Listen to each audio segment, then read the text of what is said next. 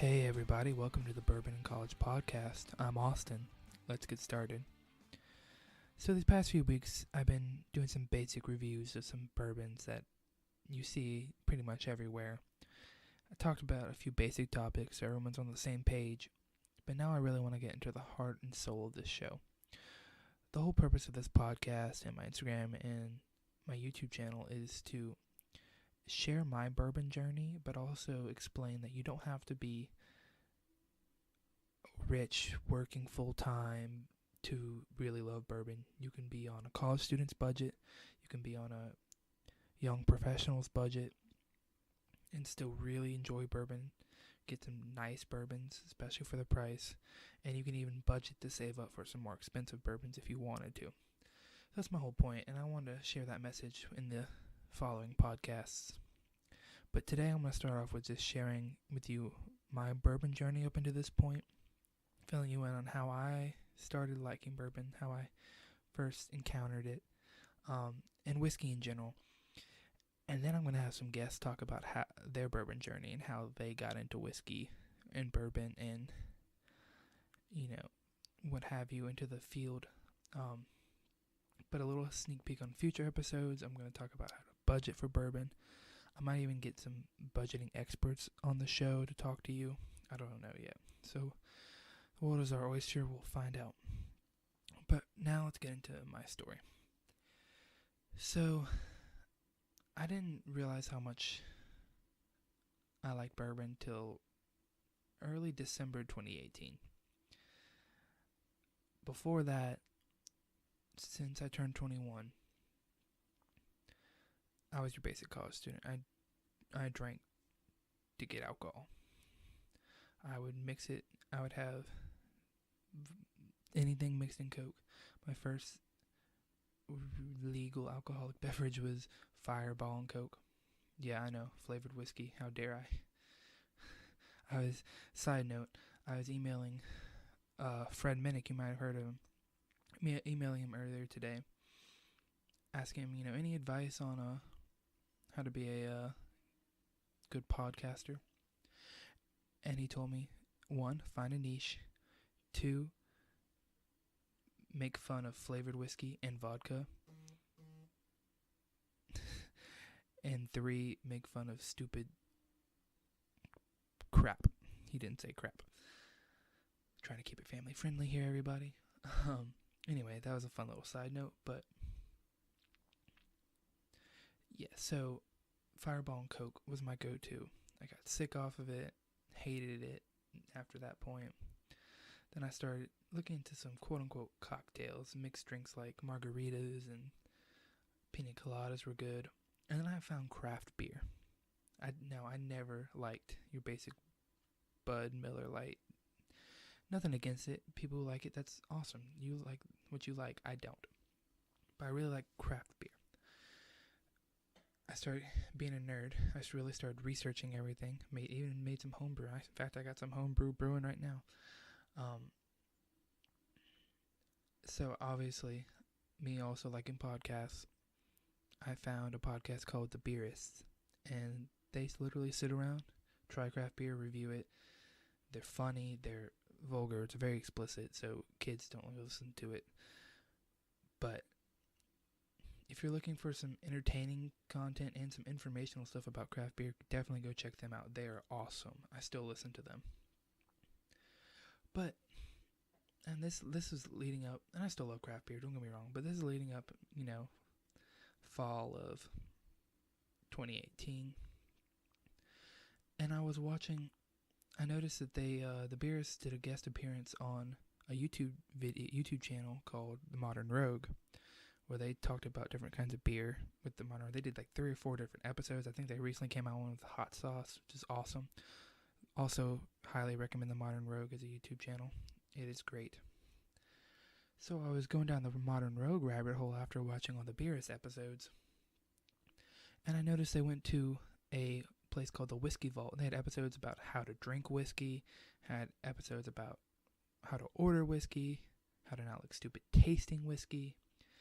There's like 3 or 4 different episodes that were really informational. It was really cool. Like I was hooked at that point. hooked on the idea of it than how you can get so nerdy with whiskey, more so than even with beer and craft beer. So I went out, bought me a bottle of Wild Turkey 101 because someone told me it's a fancy bourbon. Did everything the video said, tried it, and about threw up because it was so strong and alcoholic. Yeah, I don't know what to do. I tried it on ice, and then I tried it watered down. And eventually I went to try it with Coke again. Actually, Coke Zero. But I liked it as I knew I would. Usually when I had Coke, I had maybe Jack and Coke, maybe Makers and Coke. But there was always way more Coke than whiskey, and it was never my favorite. This time I actually tried to pay attention to the whiskey. I, over time, put less and less Coke in there until it was almost whiskey. Then I finally was able to drink the whiskey straight over ice. And then finally, I'd stopped drinking for a while because I was doing a diet. I finally came back to it and be like, you know what? I'm going to try it neat one more time. So I was actually making, for our Christmas party in early December, I was making a eggnog which had a lot of bourbon in it. And I used that Wild Turkey 101 as the bourbon. And I tried it a little bit. And I enjoyed it. It was still hard to do. I still couldn't get everything. I had to fight it, but I could do it at that point. So I told myself after that, I'm going to go buy me a bottle of bourbon that's great for beginners. Did a lot of research. And I was going to try bourbon. And in the meantime, I was scrolling through YouTube, and I found the Whiskey Vault and the Whiskey Tribe YouTube channels, which was actually the people who collaborated with the Modern Rogue on those episodes that got me hooked on it. And I binge watched all those. Fell in love with the camaraderie that the whiskey world had on Reddit. Then I found Instagram with it. Started this Instagram. So I was completely hooked. I just had to sit down and actually try. So, although Wild Turkey 101 was what kind of got me, I guess, hooked on whiskey, the first bottle I went out and bought was Buffalo Trace. Everyone says Buffalo Trace is a great beginner bourbon. It's simple, but it's good. It's not gonna kill you. And I did a review on it on my YouTube channel before I started the podcast, and you'll see that I agree with that. So later on today, after you hear some stories from other people, I will be actually reviewing Buffalo Trace on the podcast. Again, I've done it on YouTube before, but I'm gonna do it for the podcast as well. So we'll see how that goes. But that's a little bit about my story that led me up to Christmas. I found other podcasts like the Podcask, Podcask. Those guys are awesome. Check them out. They're what inspired me to actually make my own podcast. I found Bourbon Pursuit with Fred Minnick and Kenny and the guys. That's an awesome, very informational. They've actually helped me out, emailed me, gave me some tips on this. So really thankful for them. Dad's Drinking Bourbon is interesting. There's YouTube channels, like I said, the Whiskey Vault and the Whiskey Tribe. They're the same people, two different channels. Two very interesting, very funny, but very informative as well. Found It's Bourbon Night. They're really cool. A great YouTube channel. There's a lot of informational videos on that. So go dig, find your inner nerd, check it out. That's how I began. But so now let's hear from some people and see what they think. Hello, my name is Kristian Strecker, or as some may know me as the Winnipeg Whiskey Lover from Winnipeg, Manitoba, Canada. My love for whiskey really began after I graduated from high school. I got an invite to go play college hockey for the Wilson State College Tetons in Wilson, North Dakota. Of course, being college kids, we drank as much as possible and tried as many drinks as we possibly could. Now, being from Canada, I knew very little about bourbon. My parents were never huge whiskey drinkers, so this has kind of been a bit of a solo adventure for me until I decided to share my stories on Instagram. But, anyways, one night at a party, a buddy of mine was really excited about this new bottle that he got on sale at the local liquor store. So he ended up pulling out a bottle of Buffalo Trace, and we kind of dumped it with Coke and chugged it, but I did manage to take one sip of it by itself before I polished the bottle off. I absolutely loved it. Right then and there, I went home, did some research on bourbon, found out how it's made, what goes into putting together a bottle of bourbon, and found some brands I might be interested in. So, yeah, from there, everything about whiskey amazed me. I started getting into Scotch, tried a few Irish whiskeys, and of course, up here in Canada, we got lots of Canadians, so... No, I'll admit, I'm young, and I'm really early into my whiskey adventure, but I'm damn excited to see where it'll go in the future. Thank you. Thank you, Winnipeg Whiskey Lover. That was great. If y'all want to share your story, just send me an email with the audio recording of your story, and I'm gonna add some people to the podcast every now and then if I get an interesting story. I think it's great to hear how people got into whiskey. I think it's a good way to hear that you're not alone. You know, other people love whiskey just as much as you do. Their stories are all unique. Yours is not going to be weird or looked down upon. Like I said, my story was simple. I watched YouTube a lot. That's how I found it. So, yeah, send those in, and now let's get to the review. Alright, guys, welcome back. Let's get started with the review. So, like I said, today I'm drinking my first bourbon purchase for the intent of collecting, and it is Buffalo Trace Kentucky Straight Bourbon Whiskey. Now, it's pretty cheap. I got this bottle for about $25. This is actually a store pick, and it is the bottle I picked up, actually. It's my second bottle of it, but it's from the same store pick, same barrel, because I finished the first one, and this one's almost done as well. It's from Rouse's, actually, which is kind of interesting. It is a perfect starter bourbon. It's 40%, so it's not going to burn you. It's not too complex, but it's not so simple that it's boring. It may be boring for your experts, but start out with it's great. It's great if you have to water it down a little bit. It's good. It's got enough in there to punch it out. A little bit about Buffalo Trace. So the Buffalo Trace distillery, the site it's on, is actually one of the oldest distilleries in America, continuously running, I mean. It got a license to distill even during Prohibition. Now, it changed hands and changed names many times, and it wasn't until, I believe, the 90s that it was called the Buffalo Trace Distillery. But people were coming to the distillery saying, hey, we want some of that Buffalo Trace whiskey.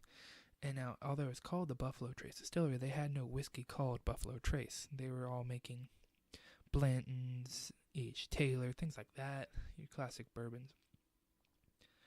So they finally decided, heck with it, we're going to make a Buffalo Trace bourbon.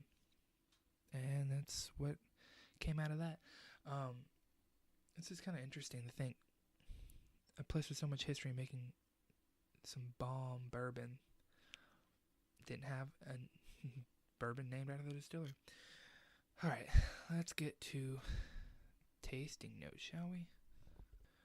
Oh man, just the nose brings back memories. Just like the smell of cinnamon or Fireball or any flavored alcohol for that matter brings back bad memories. This brings back really nice memories. I get vanilla cream on the nose, almost like a orange vanilla cream. Like there's a new orange vanilla Coke out. I haven't tried it yet, but I'd imagine it tastes kind of similar to that nose I get.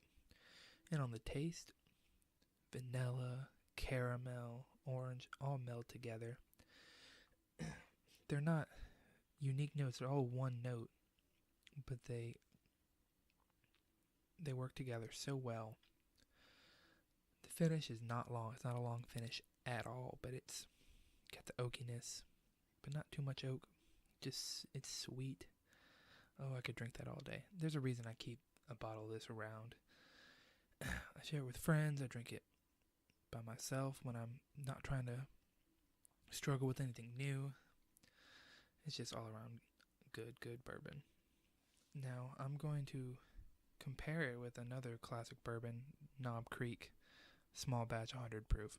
Now, this is going to be 100 proof, so it's going to be a little bit stronger, but I'm going to give a little side-by-side comparison. Now, I've already done a review on Knob Creek, so I'm not going to give you that many details on the notes I get, but just how they compare to each other. Now, on the nose, you get the same, very similar vanilla notes in there, but where you get orange and orange and cream on Buffalo Trace, you get peanut butter and caramel on the Knob Creek. Now, you've heard me say peanut butter and nuttiness is one of my favorite flavor notes for a bourbon, and it still is. But back to back, it does not go well with the oranginess of a Buffalo Trace. They just don't meld well together to me. Two completely separate bourbons, which is funny because they're both classic brands. On the taste, it's the same thing. Get the orange vanilla cola on the taste of the Buffalo Trace. Knob Creek is just peanut butter. Again, good, but not mixed together. Back to back, they're not great. They kind of clash with each other. Both are really good. I love both of these bourbons separately. Just don't back to back them like this. Not a good combination. Oh man, but Buffalo Trace is unique. It's simple, it's relatively inexpensive, but it's good. It's really, really good.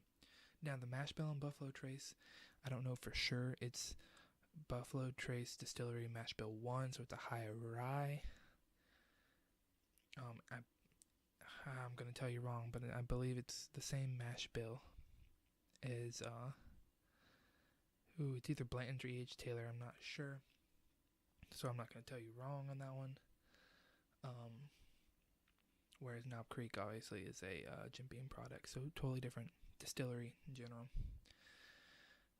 Overall, Buffalo Trace obviously is a keep. I'm going to keep a bottle of it. I'm going to keep getting this barrel pick as long as I can, but I'm not going to be picky. I've had regular Buffalo Trace. It's not that different to this single barrel. It's awesome. Keep it on your shelf. If you're looking to try whiskey and you've made it this far in my show, congratulations. That's awesome. But definitely give this a try as your first. Come on over to my house. I'll give you some. I love this. I'll share it all day long. Drink it all day long. It's easy. It's sweet. Awesome. All right, guys. I hope you enjoy this format of the show. Moving forward, it'll be similar to this. Hopefully get some interviews, not just sound bites like I did today. But all these sound bites you heard were sent directly to me by the people who recorded them, so they're kind of like interviews. But I just want to be transparent with y'all. If you have any questions, comments, concerns, please email me, message me on Instagram, or give me a rate and review on iTunes. And well, you'll hear all that in a second. Thanks for listening, guys. Bye.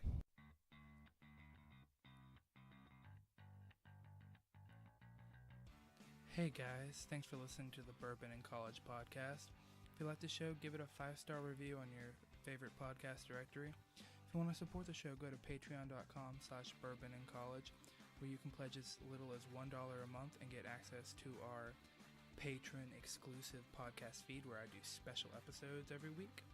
If you pledge $5 a month, you will get a 3D printed custom Bourbon in College coaster and Glencairn top. And if you pledge $20 a month, you get to be interviewed on the podcast.